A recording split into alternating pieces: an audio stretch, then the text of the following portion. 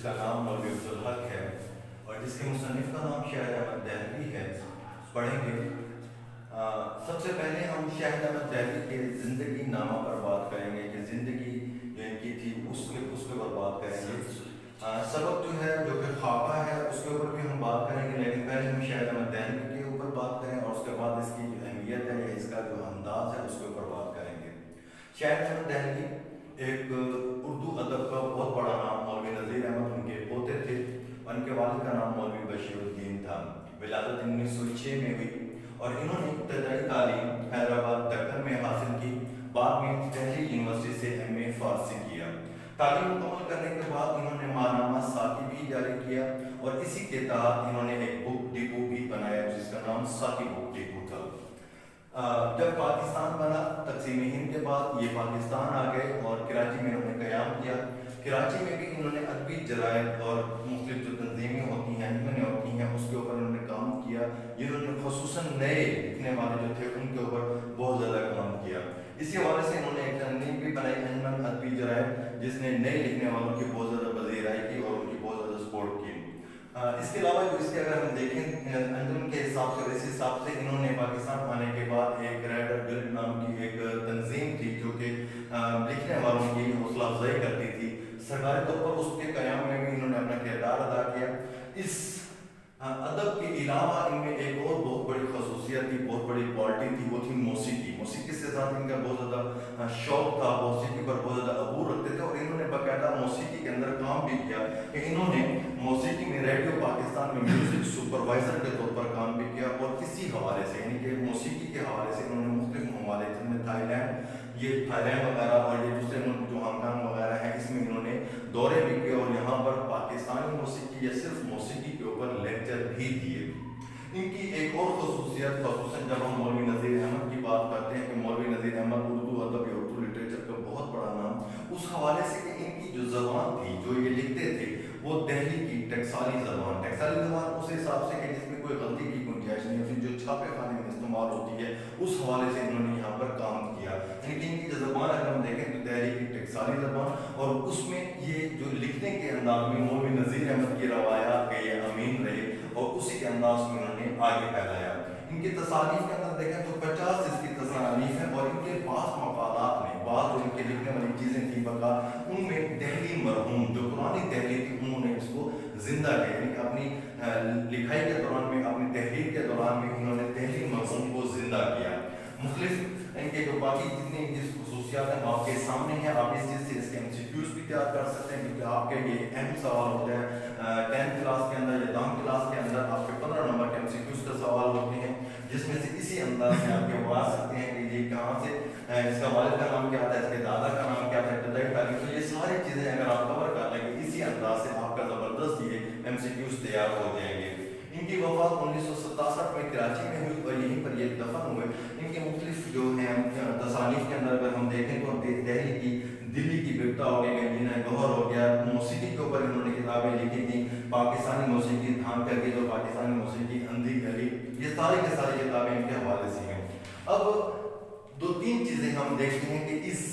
زندگی نامہ کے اندر جو سب سے اہم چیز آ جاتی ہے یا جو ہمارے پاس 10th کلاس کے اندر سوالات بنیں گے اس کے اوپر ہم بات کر لیتے ہیں۔ ہمارے پاس سب سے پہلی جو چیز آتی ہے وہ آتی ہے اس کے ایم سی کیوز، یعنی کہ اب آپ کے پاس اگر ایم سی کیوز آئیں گے تو وہ اسی انداز سے آئیں گے کہ یہ جو چیزیں لکھی ہوئی ہیں اسی میں آپ کے ایم سی کیوز بنیں گے اسی چیز سے اور یہ آپ کا اہم ترین سوال بنتا ہے۔ دوسرا جو سوال اس کے سبق میں اس چیز میں سے جو بنے گا وہ ہمارے پاس بنتا ہے کہ ان کا جو لکھنے کا انداز تھا، ان کے جو لکھنے کا اسٹائل تھا، یا آپ کا شارٹ کوسچن یا مختصر سوالات جو 4 نمبر کے ہوتے ہیں ان میں سے آپ کا یہ سوال آ سکتا ہے، اس میں سے کہ یہ لکھنے والا کیسا تھا، یہ کس قسم کے اس کا انداز تھا، اس کی تحریر کے اندر کیا کیا خصوصیات تھیں، یہ دوسرا سوال آ سکتا ہے۔ اور تیسرا سوال جو اسی زندگی نامہ کے اندر سے آتا ہے وہ ہمارے پاس آ جاتا ہے اس کی تصانیف۔ یہ بھی آپ کے پاس شارٹ کوسچن کی شکل میں بھی آ سکتا ہے، آپ کے پاس ایم سی کیوز کی شکل میں بھی آ سکتا ہے، یعنی کہ اس زندگی نامہ کے ہم نے 3 پارٹ کیے ہیں۔ پہلا پارٹ جو ہے وہ آپ کے ایم سی کیوز یا معروضی سوالات ہوتے ہیں،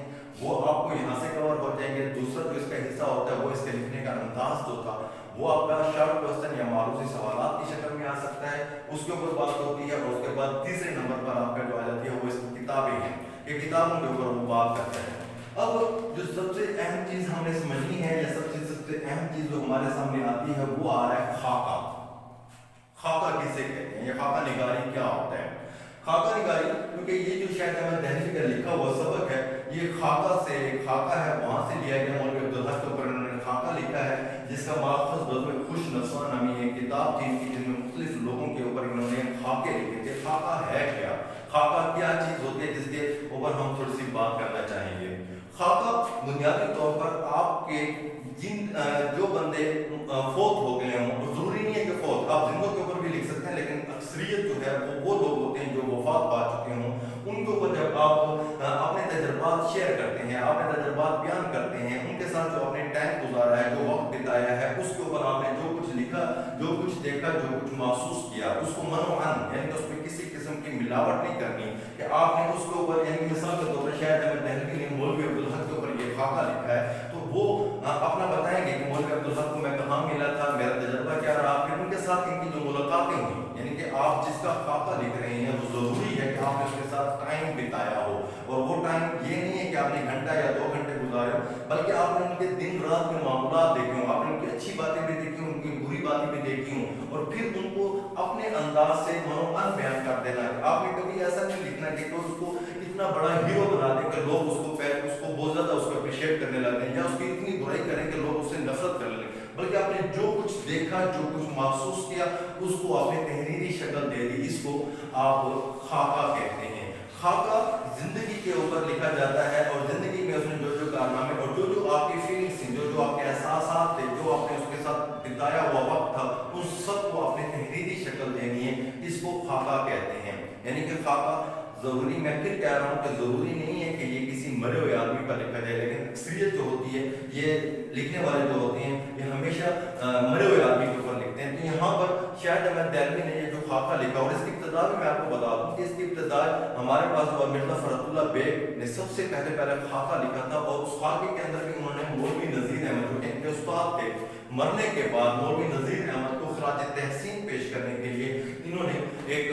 छोटा सा मजमून लिखा, जिसमें अपने उस्ताद की तमाम जो उनके साथ इनकी फीलिंग्स थी, जो उनके एहसास थे, जो उनमें खूबियाँ देखी थी, वो तमाम चीज़ों को उन्होंने तहरीरी शक्ल दी। आप इसको इस अंदाज से कह सकते हैं कि इन्होंने तहरीर के जरिए मौलवी अब्दुल हक कहता हूँ, तहरीर के जरिए मौलवी नज़ीर अहमद को जिंदा कर दिया। फरतुल्लाह बेग साहब ने, ये पहला उर्दू अदब के अंदर खाका था। उसके बाद मुख्तलिफ लोगों ने मुख्तलिफ अपने अपने अंदाज से हर बंदे ने इसके ऊपर खाके लिखे, ताकि मौलवी अब्दुल हक साहब ने भी खाके लिखे। तो खाका, अगर हम इसकी मुख्तसर से तारीफ करें कि अगर वो बंदा जिंदा है, आपने किसी का खाका लिखा है, और अगर वो बंदा जिंदा है और आप उसको देखें, तो उसको पढ़ने के बाद आपको ऐसा लगेगा कि इस बंदे को मैंने मुकम्मल, मैं जानता हूँ, मैंने देखा हुआ है, मैं पहचानता हूँ। और अगर वो बंदा फौत हो चुका है, तो खाका पढ़ने के बाद आपको उसके बारे में तमाम मालूमात मिल गई होंगी कि ये बंदा कौन है और क्या है। इसके ऊपर इसको खाका कहते हैं, यानी कि ये आपने उसकी मुकम्मल जिंदगी नामा उसका लिखना, उसमें जो जो आपके तजर्बात थे, जो जो आपने महसूस किया,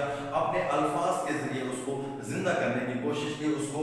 लोगों के सामने उसकी मुकम्मल पहचान करवाई, इसको खाका कहते हैं। तो ये शायद अहमद दहलवी का मौलवी अब्दुल हक के ऊपर लिखा हुआ खाका है, जो कि हम आज इस सबक में पढ़ेंगे। जो हमारा सबक है, ये 10वीं क्लास का 10th क्लास का पहला सबक मौलवी अब्दुल हक, उसी के ऊपर हम बात करेंगे। इंशाल्लाह अगले लेक्चर में हम इसके ऊपर मजीद बात करेंगे मौलवी अब्दुल हक के ऊपर। और ये हमारा सब जिंदगी नामा था, जिसमें हमने खाका की भी तारीफ कर दी और इसकी जिंदगी के ऊपर भी बात करते हैं। इंशाल्लाह अगले मुलाकात में मिलते हैं।